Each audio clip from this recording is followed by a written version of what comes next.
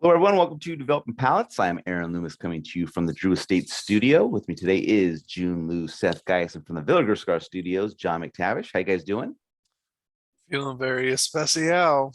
Very capa especial because it's always nice to do a review on a cigar that we enjoyed. It makes it so much easier. Less smack talking.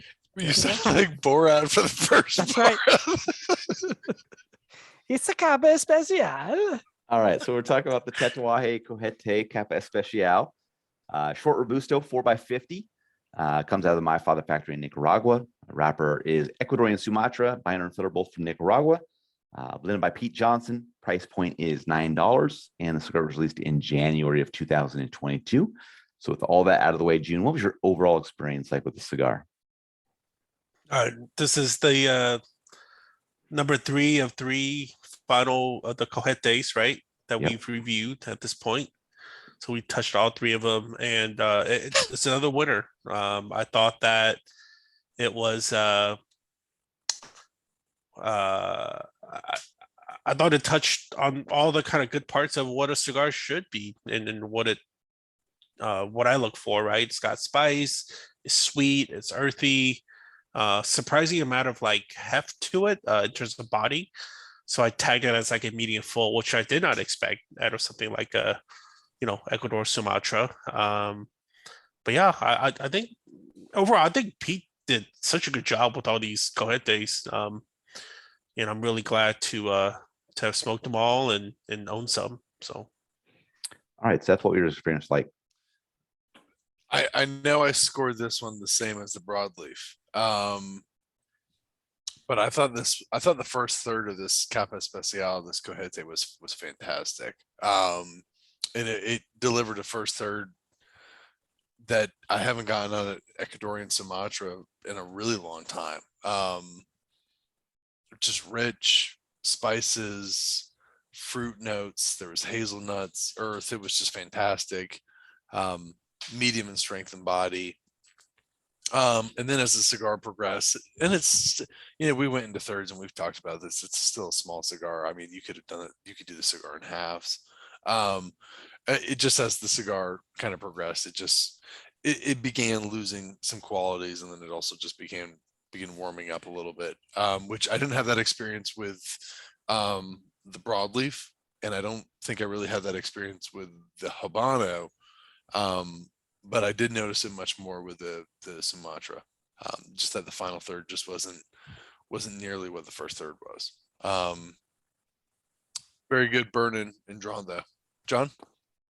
Yeah, it's hard to pick a favorite child. I think flavor performance wise, this was sort of everything that the broadleaf wasn't. That is, instead of being sort of those darker broadleaf tones, it was the softer, bready baking spice, desserty quality. And it was just so nice, and it was like layered and nuanced. Easy on the palate, and as I was smoking, I'm like, yeah, more of this, please. And then the second, third delivered more of that, and I was very happy with that. Bread and spicy wood, and all sort of at the medium minus, very easy on the palate. And then like Seth said, I just don't think the last third had lived up to that same level of complexity. So more of a woody tannic wood baking spice combination, which was still pleasant, but just not quite the same level as the first and second, third. But this one, luck of the draw, I had no issues with the burn, no issues with the draw. So for me, the score is obviously going to be higher than the broadleaf. But like I said, in terms of flavor profile, both of these have a nice spot in sort of my smoking profile. Like, this is kind of a good breakfast lunch cigar. Maybe I'd smoked broadleaf for breakfast, but like, to me, this is what I'd go for with coffee, and I would be so happy. I didn't write 6 paragraphs of notes and flavor because I didn't need to. It was just good. So, Aaron? Yeah, for me, the cigar started with lightly toasted oak, earth, and some bold baking spice. Some mustiness joined in fairly quickly, and a little bit of chalkiness a bit later. Second third saw the toast level increase, and the final third saw it transition to light char for a time, and then back to heavy toast, while a vegetable note joined in as well. I thought the cigar had a nice first third, kind of dropped down as the flavor profile became a little bit muddled, and kind of maintained that experience the rest of the way. I think all 3 cigars in the series performed identically for me flavor wise. So I don't think I would necessarily pick one that I think is above the others. But still a cigar. I still on the fence if I'd come back to it. It's just kind of right there where it's like, I could or I couldn't. So, but as with all the other three, of the other two cigars, I'm the kind of the outlier in regards to the low score. So, if these three guys like it, then they're all three winners. So you got to go for it. So, getting the scores, we're gonna start at the top with Seth, 7.07. John and Jiunn both gave it a 6.82. I gave it a 6 even. So Seth, how that 7.07 matchup for you? Yeah, I mean it lines right up with the broadleaf, and I was always wondering. I couldn't tell after reviewing the two really which one I was gravitating towards, and that explains why, because I scored them both the same. They just got there for different reasons. If I could smoke half of the Capa Especial and put it down, and I'd be okay with it. The broadleaf, I would want to bring it with me. I think it's more of a it's not as wowing in the first half as the Capa Especial, but I think overall it just delivers a more superior profile. John or Jiunn, I think we're gonna go with which one do you want to go first? Go ahead, John. All right. Thank you. I think what was nice about this is that the three releases didn't have overlapping flavor profiles. So like each of them, has its own fingerprint in terms of flavor profile. I appreciated that this was a banger. I mean, it's 682. Like that is a developing palates banger. That is, go out and buy these. And you're gonna have a great time. And again, the smoking time's about right for me. It's an hour and what did I put down? An hour and 10 minutes. So like that's great. You can smoke one of these and then smoke another cigar or not. So it checks a lot of boxes. I think it's a great release from Pete. All right, Jiunn. Agreed. All right. My 6 even matches up well. Above average flavor profile, really good construction. Gets it to that 6 mark, kind of right where I'm on the fence of whether I want to come back to it or not. But if these three guys say yes, then you got to go back to it. So, Do it. yeah. Final thoughts. I'll start out. There's a very real possibility that all three of these cigars make our top 25 list this year. And people are probably going to call us the Tat fanboys, but it's just the way it works out. But You're good. No, I mean, John, you said it. All three of them are incredibly different. Yeah. In a good way. Yeah, like he if he made a Connecticut of the same quality, I could see a Connecticut fourth cigar being in our top 25. Yeah.